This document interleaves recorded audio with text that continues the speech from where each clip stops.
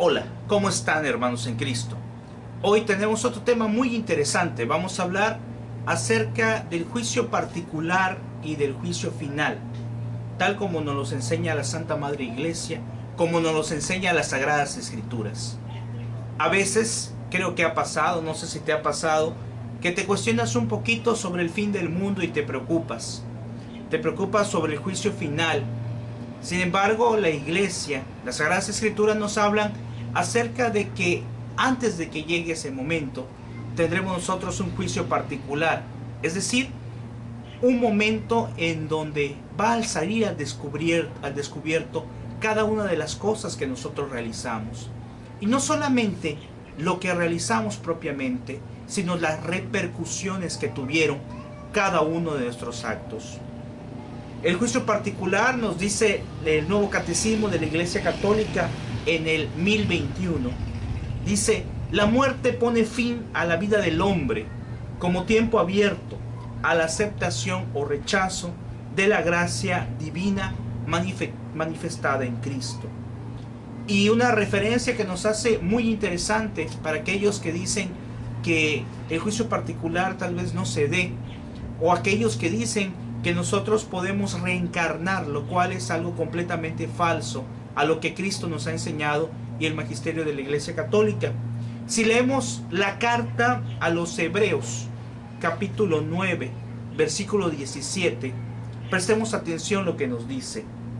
Dice: y del mismo modo que está establecido que los hombres mueran una sola vez y luego el juicio.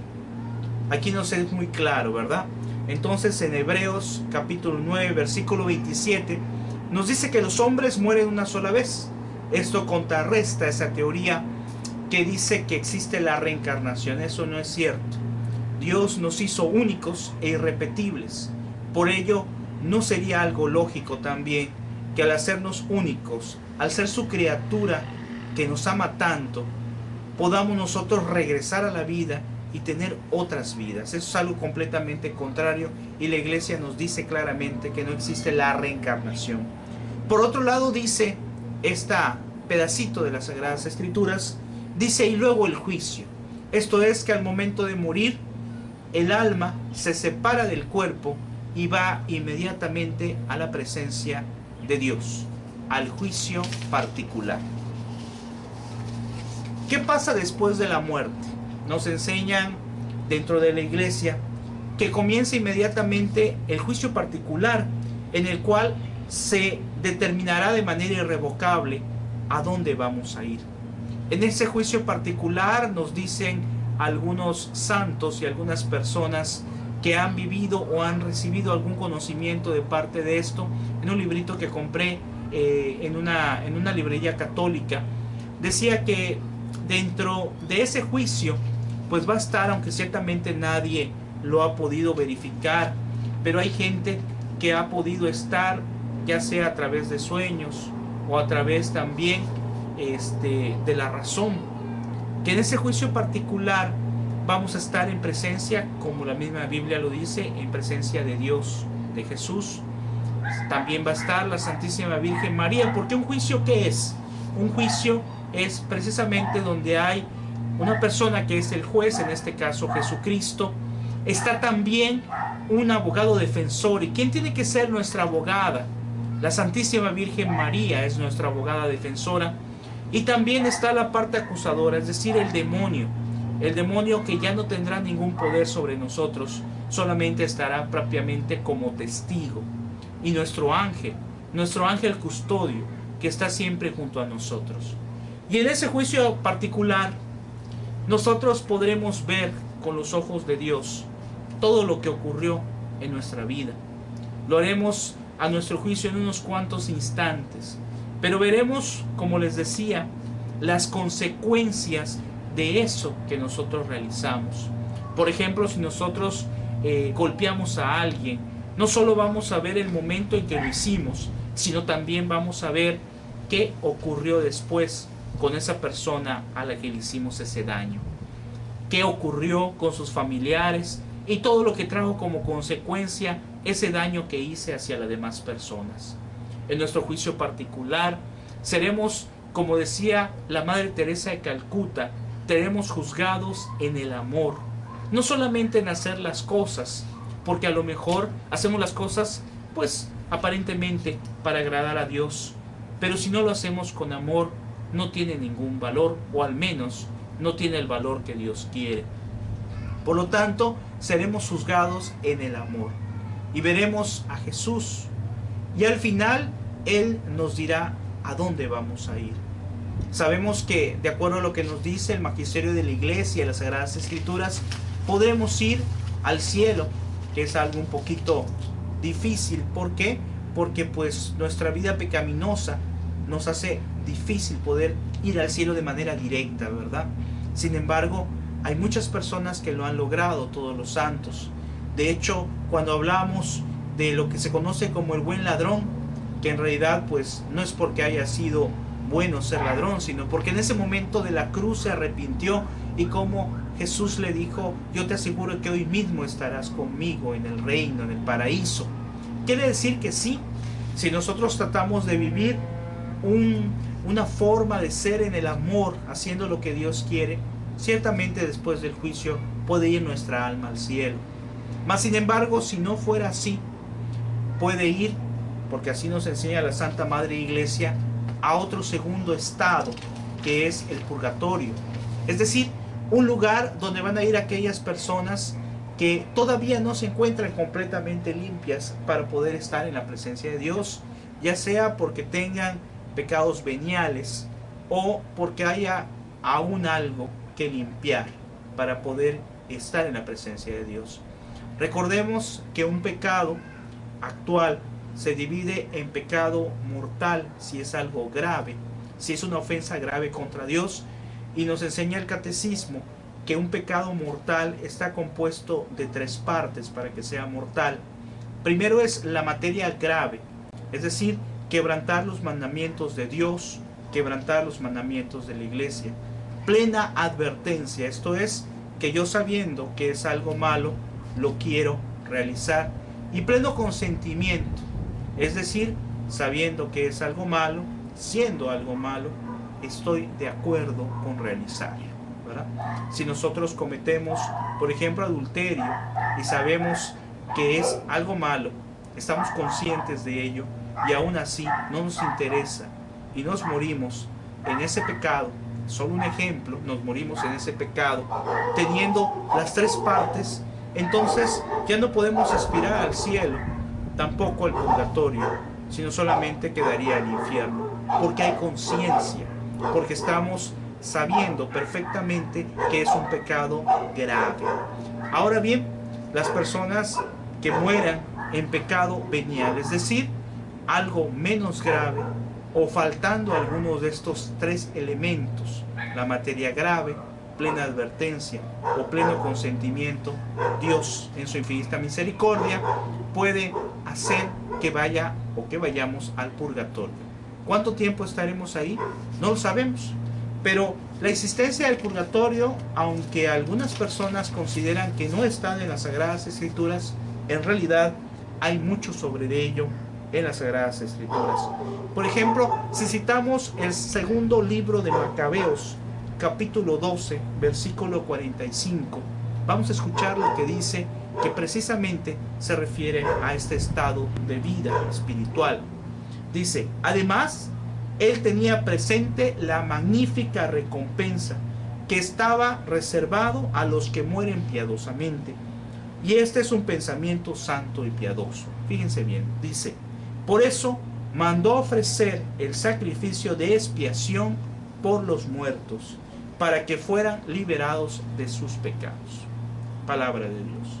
Bueno, aquí en la segunda de Macabeos nos dice que precisamente hizo oración, hizo expiación por los muertos para que fueran liberados de sus pecados. ¿Qué significa esto? Quiere decir que hay alguien, que hay almas que no están en presencia de Dios y por lo tanto necesitan de la oración. Desde luego que no se refiere a los que están en el infierno, porque ellos simple y sencillamente ya no pueden ver el rostro de Dios, y eso es lo más duro. Ahorita vamos a hablar sobre ello, sino que Lo que está pasando acá, de acuerdo a la palabra, es que hay un estado especial donde se encuentran aquellos que no pueden ir aún al cielo y que tampoco merecen ir al infierno. Por lo tanto, es un estado de purificación para poder ver a Dios. Sin embargo, es un estado muy bueno en el aspecto de que ellos saben, aunque tengan que padecer, aunque tengamos tal vez que padecer un tiempo ahí, pero se sabe que al momento de pagar esa culpa, podemos ver el rostro de Jesús. Y es por eso la alegría. Dentro de lo que son los escritos de Don Bosco, en los sueños de Don Bosco, se habla de un ejemplo muy concreto, de que vio a una persona ahí, a un amigo de él, que se encontraba en el purgatorio y estaba muy triste. Y le decía, dile a los demás que no hagan eso. Dile a los demás que hagan las cosas de manera correcta para que puedan ver pronto el rostro de Jesús. Bueno, en un momento regresamos con más de este interesantísimo tema. Esperemos que sea de su agrado conocer acerca de dónde vamos a ir después de morir, a nuestro juicio particular y de ahí a lo que Dios y nosotros, desde luego, hayamos elegido con nuestro comportamiento y con nuestra forma de obrar. Regresamos en un momento.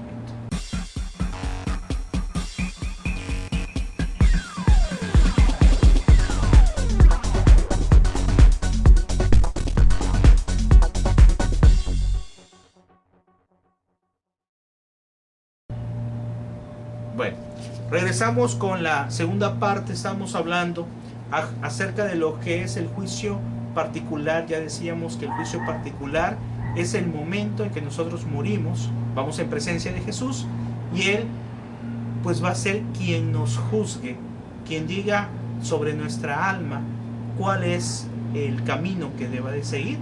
Decíamos que puede ser el camino hacia el cielo, definitivamente. Puede ser el purgatorio, es decir, un lugar donde tenemos que pagar por las cosas que hemos realizado si morimos en pecado venial, o bien si se ha muerto en pecado mortal, es decir, teniendo un pecado con materia grave, con plena advertencia y pleno consentimiento, entonces pues el camino es el infierno. Sobre los estados que estamos hablando, pues hay cosas muy interesantes que nos dicen las Sagradas Escrituras. Por ejemplo, vamos a hablar primero de lo que es el cielo. En el caso del cielo, nos explica la Santa Iglesia Católica a través del Nuevo Catecismo. Dice, los que mueren en la gracia y la amistad de Dios están perfectamente purificados y viven para siempre con Cristo. Eso está en el Nuevo Catecismo, en el número 1023. Son para siempre semejantes a Dios, porque lo ven tal cual es. Qué hermoso que al final de los tiempos, después de tantos problemas que tenemos, de tantas situaciones, podamos nosotros decir, estamos ya en presencia de Dios. Valió la pena todo lo que se realizó. Y dentro de las Sagradas Escrituras podemos ver reflejo de esto en el Evangelio de San Juan, capítulo 3, versículo 2, donde dice, queridos míos, desde ahora somos hijos de Dios, y lo que seremos no se ha manifestado todavía. Sabemos que cuando se manifieste, seremos semejantes a Él, porque lo veremos tal cual es. Palabra de Dios. Vean cómo en el Evangelio de San Juan nos es muy claro lo que el Nuevo Catecismo nos explica en este número. Veremos a Dios tal cual es. Le veremos a Jesús cara a cara después de haber pasado tantas tribulaciones al momento de encontrarnos con Él en el cielo. Dice, vivir en el cielo, nos dice después el Nuevo Catecismo en el 1025, es estar con Cristo. Los elegidos viven en Él, aún más tienen ahí, o mejor encuentran ahí, su verdadera identidad, su propio nombre. Jesucristo murió y resucitó. Por lo tanto, a nosotros nos ofrece también lo mismo, morir y resucitar. Ahora bien, si hablamos de otra parte importante dentro de estos estados que tiene el alma posteriormente a la muerte, pues nos enfocaremos también en el purgatorio.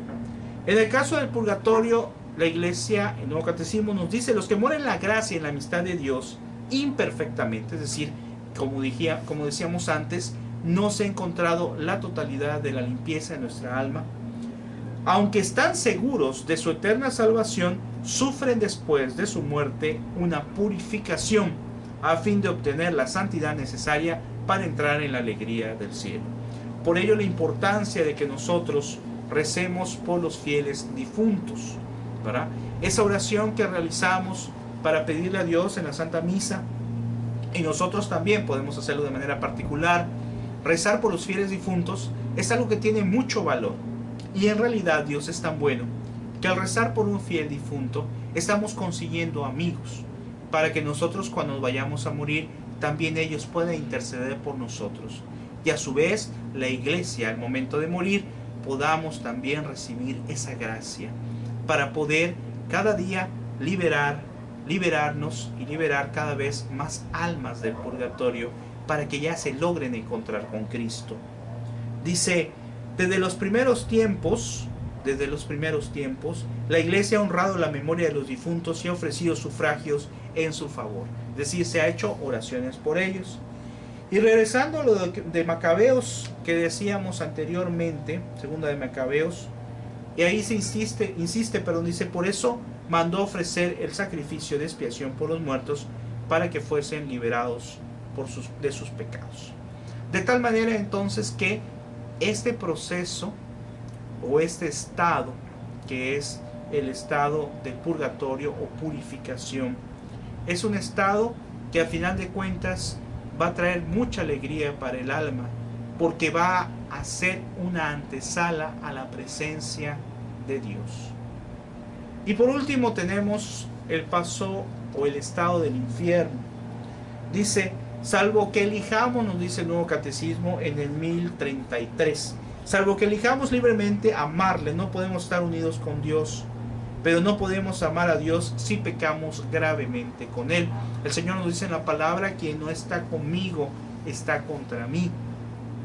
Luego dice: quien no ama permanece en la muerte. Todo el que aborrece a su hermano es un asesino, y sabéis que ningún asesino tiene vida eterna permanentemente en él. Eso lo podemos ver en la primera de Juan, capítulo 3, versículo 15. Nuestro Señor hace una advertencia muy fuerte.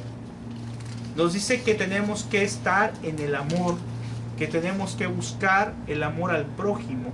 Si recordamos lo que dijo Jesús en cuanto a los mandamientos, cuando dijo que se encerraban en dos: amar a Dios sobre todas las cosas y al prójimo como a uno mismo. Esto representa la gran primicia, eso representa lo más importante para poder alcanzar un día la salvación, ya sea poder el alma ir directamente al cielo, o bien poder ir al purgatorio y posteriormente ir al cielo. Ahora bien, todo esto es dentro de lo que es el juicio particular. Mas sin embargo, al final de los tiempos, en el Apocalipsis, Dios nos habla de un juicio final.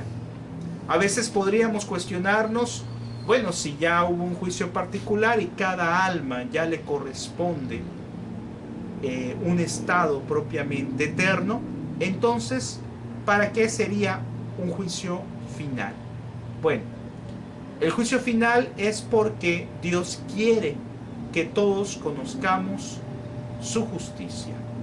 Dios quiere que sepamos todos cómo fuimos juzgados. En ese juicio final resucitarán los cuerpos, ¿verdad? Y entonces ya será asignado el lugar definitivo.